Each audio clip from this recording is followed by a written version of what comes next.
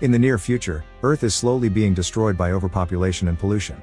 In search of a new place to live, scientists put their eyes on Mars and send unmanned probes with algae that were bioengineered to grow there.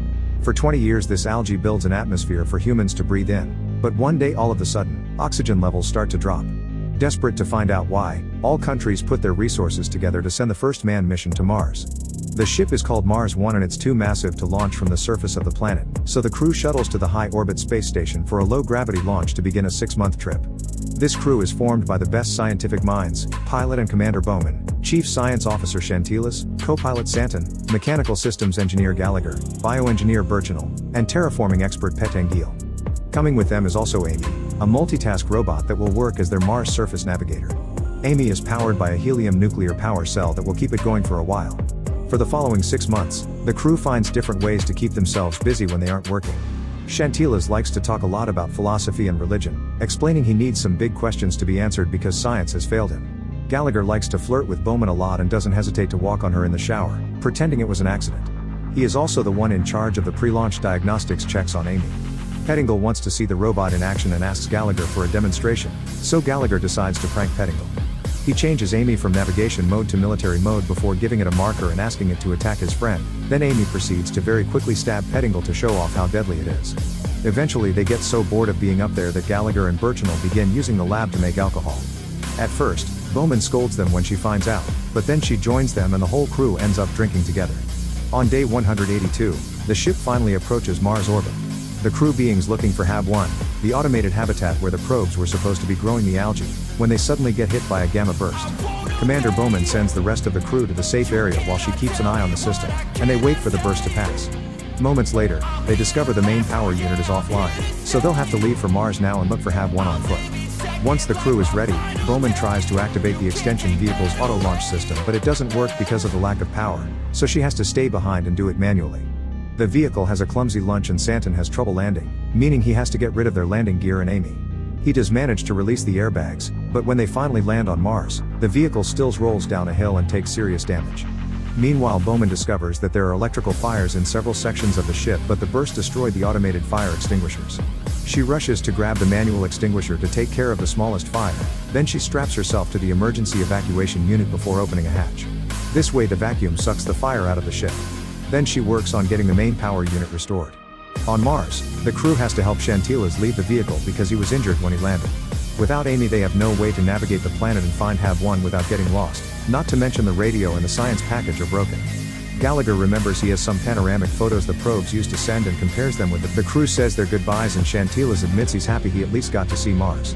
Nearby, Amy comes out from the landing gear and sends a drone to find the crew. On the ship, Bowman manages to make communications work again, but since the guy's radio isn't working, she can't get in contact with him. Then she uses the scanners to find HAB-1, only to find some bad news. She has no choice but to call Houston and inform them the crew won't survive. The crew begins walking under the hot sun, and Burchinal is surprised to see there are no signs of the algae. Even if it all died, there should be some traces.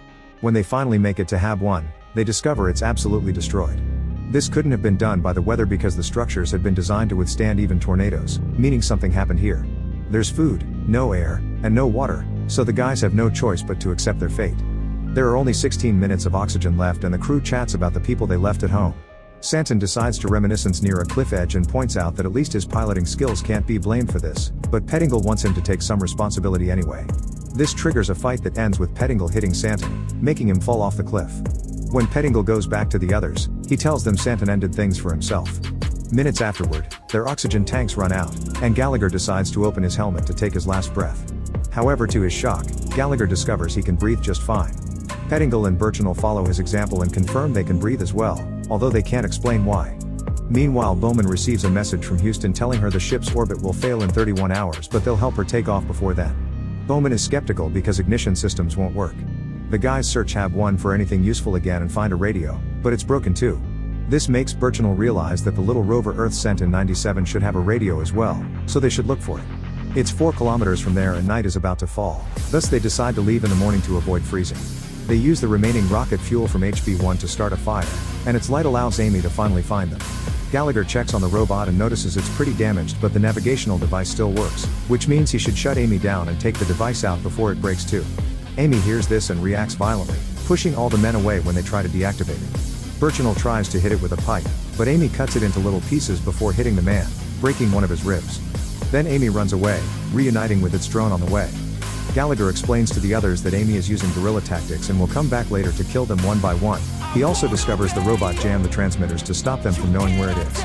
In the morning, Bowman manages to fix the ignition systems with the guidance of Houston, but she tells them she'll try to save the crew before going back. The guys wake up and relieve themselves as a joke to claim the territory in the name of humanity. Then they go looking for the old rover. As soon as they find it, Gallagher takes its radio and fixes the frequency to match the new one, but no matter how hard they try, they can't contact Bowman. After 2 hours of failed tries, Bowman is ready to leave for Earth and Gallagher's about to throw the radio away, but at that moment Houston detects the rover's frequency and connects it to the ship. The guys finally get to your old Russian rock probe called Cosmos that failed to launch many years ago. They'll have to fix it, but it's the only chance they got, and they only have 19 hours to do it before Bowman has to go back to Earth. Bowman also has to keep working on some repairs, meaning she'll be in blackout on the dark side and she won't talk to them again until later. Before hanging up, Gallagher tells Bowman he's glad to hear her voice again, which makes her remember the time they almost kissed a few weeks ago. The guys begin making their way to the probe, unaware that Amy is following them. Suddenly Pettingill notices something moving in the distance, but the others can't see it and ask him to keep moving. Nearby, a bunch of alien insects begins moving in the same direction. Sometime later, Bowman checks on the crew and asks Gallagher to take his comm off to talk in private. She informs him that the probe only has room for 2 people and apologizes before going back to her work. Gallagher doesn't tell the others about this issue yet and concentrates on helping Birchinal walk when his body begins feeling weak because of the broken rib. When night falls, a big ice storm comes their way, so the trio has to hide inside an opening on a hill. Thanks to the storm, Amy has trouble coming closer. The guys discuss the fact they don't have many hours left to find the probe, and Gallagher finally confesses only 2 of them can make it back. He volunteers to stay behind, but Pettingill doesn't believe him because he thinks Gallagher suspects him of killing Santon. Birchinal cuts in and says he doesn't trust him either and confirms he indeed wants to leave Pettingill behind. A few hours pass and Bowman receives a message from Houston telling her she needs to come back because there's no way the crew survived that storm. She tries to contact the crew to no avail. It turns out that after Gallagher and Birchinal fell asleep, Pettingill took the radio and ran away in order to get to the probe first. Now that he is outside and exposed, Amy sneak attacks him and kills him in seconds. Birchinal and Gallagher see this on the suit comms and come out of the cave to retrieve the radio. On their way to Pettingill's body, Birchinal is shocked to see algae, and he can't understand why it only grows here. Gallagher retrieves the radio and tries to contact Bowman while Birchinal looks more closely at the body, unaware that the bugs are running inside the suit. Using a torchlighter, Birchinal tries to cut the suit open, but this ignites the little aliens. Birchinal finally notices them and as he captures 2 of them, he deduces they're nematodes who have been eating the algae. This explains why the plant suddenly started disappearing. The nematodes eat it and produce oxygen in return as if they were trees. The more the guys walk, the more algae they find. Birchinal begins dripping blood from his mouth because of his broken rib and gets the attention of the bugs, which attack him by eating through his suit. Accepting his fate, Birchinal throws his suit to Gallagher so he can have extra air for the trip. He also gives him the tube with the bugs so Earth can study them and produce cleaner air. Then Birchinal waits for the insects to cover his body and lights the torch to bring all the little aliens down with him. Bowman sees all this from the ship and calls Gallagher to check on him. After explaining what happened, Gallagher admits he's ready to give up, but Bowman changes his mind by pointing out he can't let the crew's sacrifices be in vain. Gallagher puts himself together and runs until he finds the probe, which he immediately begins working on with Bowman's guidance. The system works, but unfortunately the probe's battery is dead, so Gallagher's stuck here after all. Thinking this is the end, Gallagher tells Bowman that he misses her and that he should have kissed her. Bowman agrees and with tears in her eyes, she begins getting ready to return. At that moment, Amy's drone finds Gallagher, and he realizes it is batteries he could steal. He immediately begins preparing a trap using the probe itself, letting Amy come as close as it wants. When the robot is about to go for his heart, Gallagher dodges the attack and releases an airbag soaked in fuel that traps Amy, allowing Gallagher to set it on fire. At that moment, Amy activates its self-destruct system, so Gallagher rushes to take out the battery and jumps out of the way right before the drone crashes against Amy to make it explode. Afterward, Gallagher finishes fixing the probe and launches it with him inside to go after Bowman, who is about to leave for Earth. Unfortunately, the probe loses power in the middle of the way, but Bowman sees it and uses the spacewalk rope to jump off the ship and retrieve the probe. Because of the lack of power, the probe doesn't have oxygen either, so by the time Bowman opens it, Gallagher is unconscious. Bowman takes Gallagher's suit off and begins applying CPR until Gallagher wakes up, happily asking her to take them home.